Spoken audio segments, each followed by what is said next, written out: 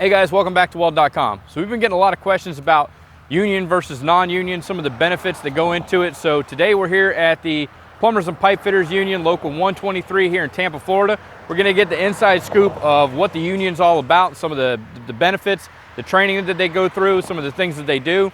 We're gonna go inside and talk to the training director, Lee Middleton, and kind of figure out what this is all about. So let's go ahead and head inside.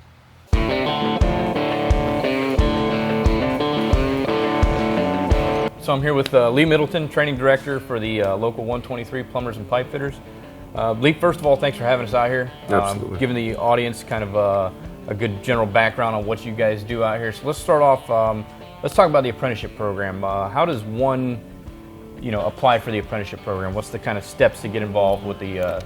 They'd have to be 18 years old. They have to have a high school diploma or GED. They have to have their transcripts, driver's license, social security card. Once they have those three things, they can come down to the facility and fill out the application. We don't have it online or anything. And there's not like a prerequisite as far as, you have to be a welder, you have to have previous work experience. You take them from right out of high school, having no experience in the trades, and you teach them a trade. That is correct. Okay, and then what's the apprenticeship program involved?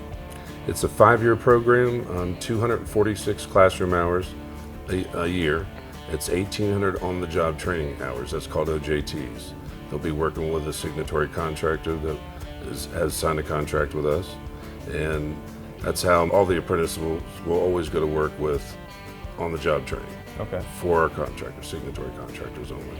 So they're at work getting paid, and then they're learning the trade and getting the skills to back it up while they're in the apprenticeship program. That's correct. Earn and learn. So, and then that's of no cost to them. So they're basically getting a free education, learning the skills on the job, learning the skills in the classroom, and as they go through that, they're advancing their career, and then the pay's following them, right? That is correct. Our contractors, they have they're a partner with us. Every contractor we have, on-the-job training is very important for our contractors as well as each individual. As you go along through our apprenticeship, you'll go through the first 5 years. Once you top out at your 5th year, you will become a journeyman. We do plumbing, we do pipe fitting, and we do HVAC.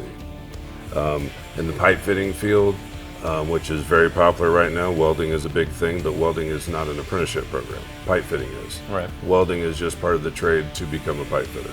And then you guys also have like a pretty comprehensive benefits package as well, right? Yes, that we do. We also have 2 pensions, a local pension and a national pension, which the contractor pays into it hourly, above and beyond our hourly wage. Also have insurance for the family, not just for an individual, and it doesn't come out of your paycheck. It actually is above and beyond your paycheck. Okay. It's medical, dental, and vision for the whole family, not just for one individual, which is a huge plus. Most places you have to pay for it yourself for each individual as well. So you're getting medical, dental, you're getting a pension, none of that's coming out of your pocket. The contractor's paying that on your behalf for every hour that you're working. That is correct. And then what does the apprenticeship program entail? So you said there's 5 years in the apprenticeship program. Let's kind of start off at year 1. What are they learning in that class? They're going to start off with OSHA 10, use of care tools, a little bit of math, science, rigging, very basics to first start off with, because you got to remember some of these individuals are coming right out of high school, never been on a construction job at all. First thing we want to make sure is they show up the same way and leave the same way they showed up. We don't want them to get hurt. That's the most dangerous time. After the first year, they go into second year as far as drafting. They're going to go into a little bit of welding safety. They're going to go into some more trade skills as a math trade that pertains to our field. We're also going to go into steam. We're going to go into instrumentation. They'll go into pumps and valves, advanced drafting. Then third year, they'll go into advanced drafting one more notch up, and then they'll go into backflow. They'll go into medical gas. And fourth year, they'll go into pipe fitting, welding, how to use a torch, which they go through that pretty much from the first year on. We never set the torch down. That's always something that we always try to improve on.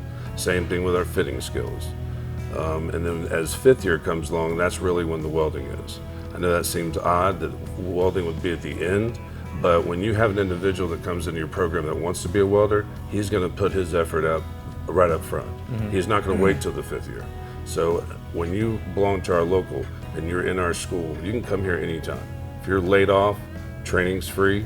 You can continue to come here and get all the training you need, upgrade training for journeyman. None of that costs you a dime. It's all free, and it's up to date. So once you're part of the apprenticeship program, you can actually start welding earlier on. You don't have to wait till that 5th year. You can start developing the skills earlier. For those that already identified they want to fit and weld pipe. Absolutely. Our school is 2 weekends a month.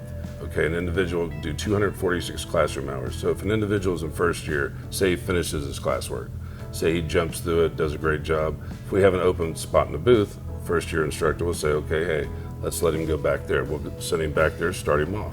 When they really want to become a welder, they will find the time to become a welder. Right. If they don't, then they just really don't want it that bad. He mentioned drafting Yes. in there. So like when you say drafting, that's more along the lines of blueprint reading and all your symbol interpretation and all that stuff that goes with it. Yes, knowing how to read an isometric, knowing how to draw one as well. We can't do anything without prints and a tape measure. Right. We nothing out there we can build without it.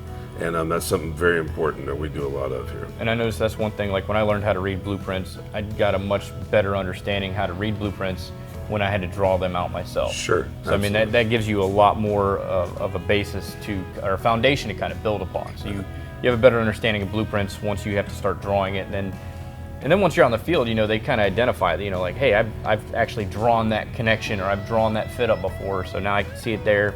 And then when they see it on the print again, it's going to kind of resonate with them. Absolutely. All right, so in addition to like your field hours and your classroom time and everything, the students that are going, or the apprentices that are going through the program, they're actually building up, kind of like a portfolio of national certificates and certifications for everything that they're doing. Correct. So they can kind of, they're able to back up, their training and stuff. So what type of certifications are they earning while they're in here? Mainly it's going to be rigging, crane signal. They're going to have valve repair. They can take med gas. They can take backflow. They can take orbital wire feed or orbital fusion classes.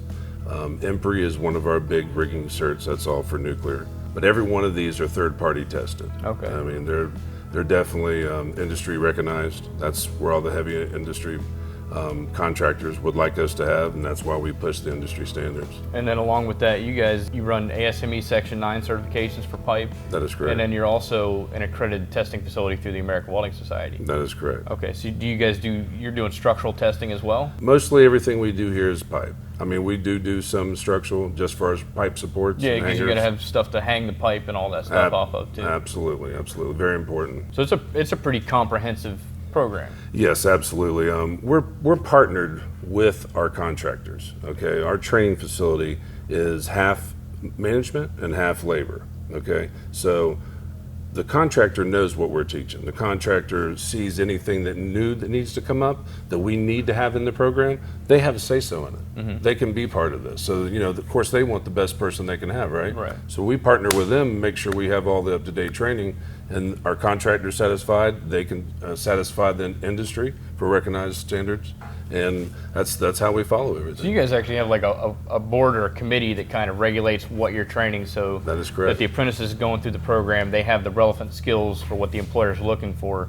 That pretty much keeps them employed and up to date on all their training standards. Absolutely. And then once they complete their program, do you guys have follow-up training? So if there's like new technology that comes out, the contractors are looking for, are you guys teaching that back in the program? Absolutely. So your journeymen can come back and learn and update their skills. That is correct. It's always, we have to keep up to date, because if we don't keep up to date, we'll be left behind. Right. And our contractors want to be on the leading edge. All right, well, why don't we head out to the lab and see what you guys, see what the training facility looks like in there. Absolutely, let's do it. All of our tests are in 6G. I mean, we do have a flip-flop test, which is 2G, 5G.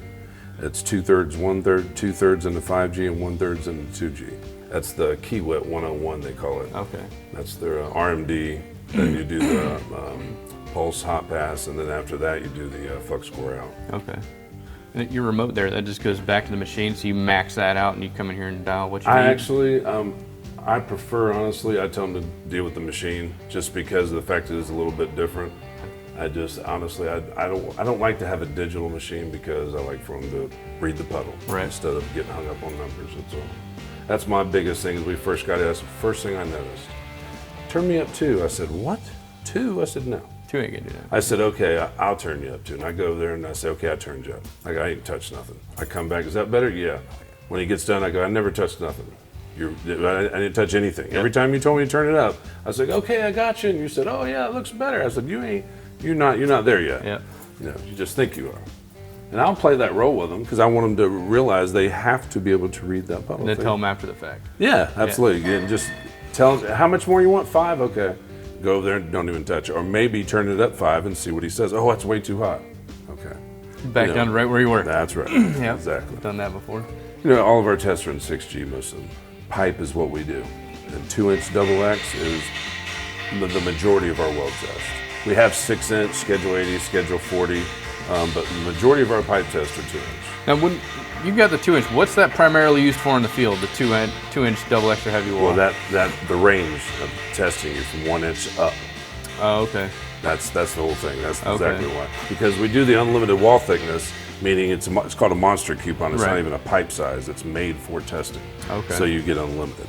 That's why we go with that. It helps the contractor.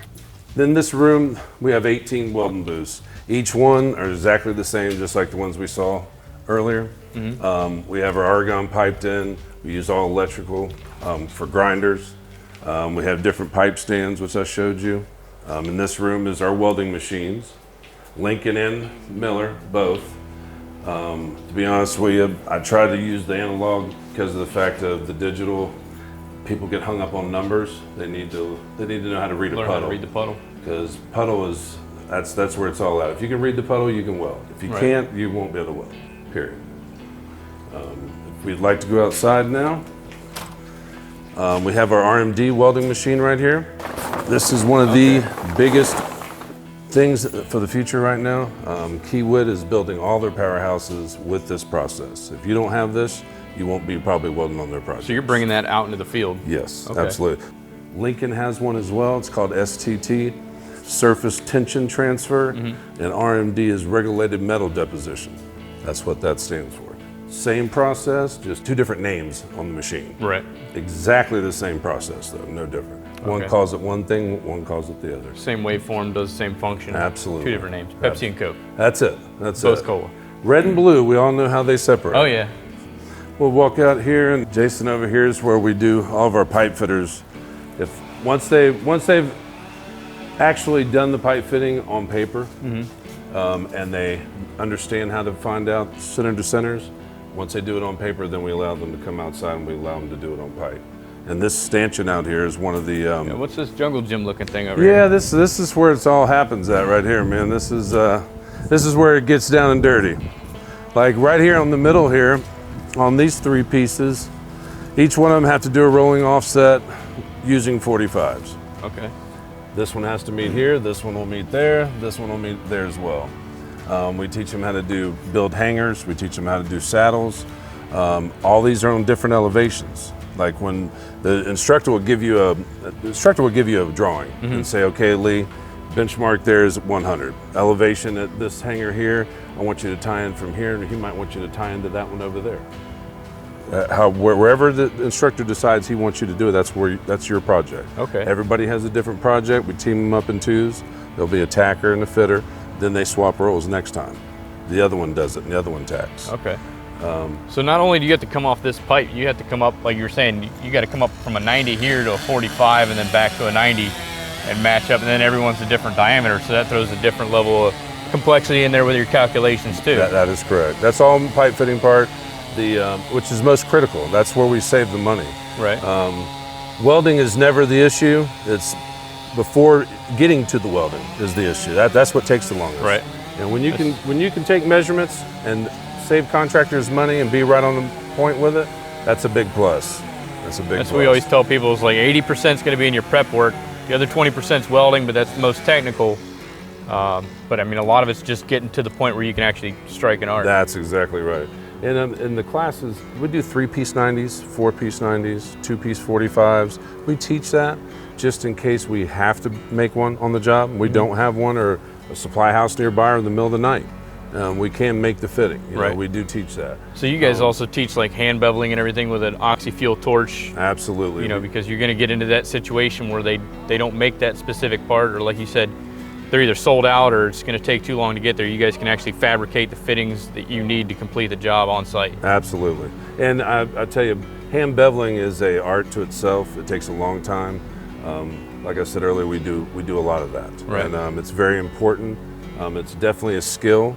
Hand beveling on a piece of pipe is definitely an art. It's a completely different animal. It's like having a good welder. Right. Everybody knows who's real good. Everybody knows who's good with that torch as well. It's definitely an art. But these are just some of the projects that we do. We do a ton of projects on these. We also run screw pipe from A to B. We have that threadlet that's on the bottom of that header there. We run screw pipe, we run tubing off of this, everything. Okay. I mean, so it's definitely a huge, it's just like being in the field. Right. Just because this is only 4 foot off the ground doesn't mean it couldn't be 30 foot off the ground. You know, there's no difference. It's still pipe center to center, Right. elevation to elevation. As long as you can hit those marks, you're solid. Okay. What's that big tower you got back there? Yeah, this is also something really nice. It's our rigging module. This is what we use to train our journeymen and our apprentices both for getting an EMPRI rigging certification. Out here there's actually a fabricated piece of pipe and a pump that we actually hook up to, put in the horizontal position, take it up and out of the structure, bring it back down the side and transfer the load from the outside to the inside with a beam clamp and a come along. Okay. So you guys have to pick it up, lower it into position. That is correct. So hang it vertically and then get it into the horizontal position so you can hook it up. That is correct. Okay. And we, you know, everything has to be, it's properly lifted, not like you'd lift on a job. You have to have the right shackles in place, the right size shackles, the right size chokers or straps, either one. This is the piece of fabricated pipe we pick up.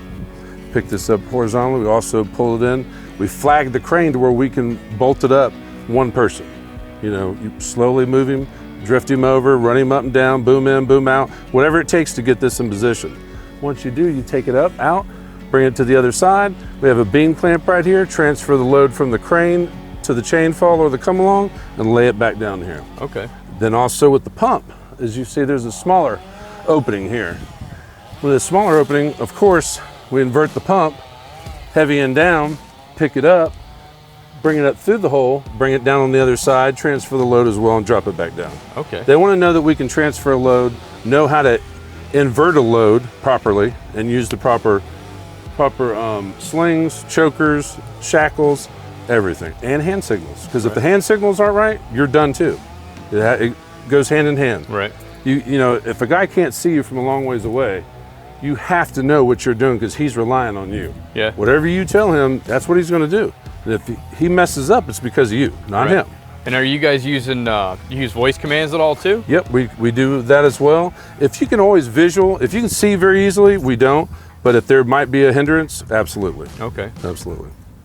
That'll all be in your lift plan. We have lift plans on the jobs. Yeah, I was going to ask because like before I was able to do any pick, we had to go through and make a lift plan. What you're picking up, what's the weight, what tackle you're using, all that good stuff, and you know, file that with the proper authorities, get it signed off.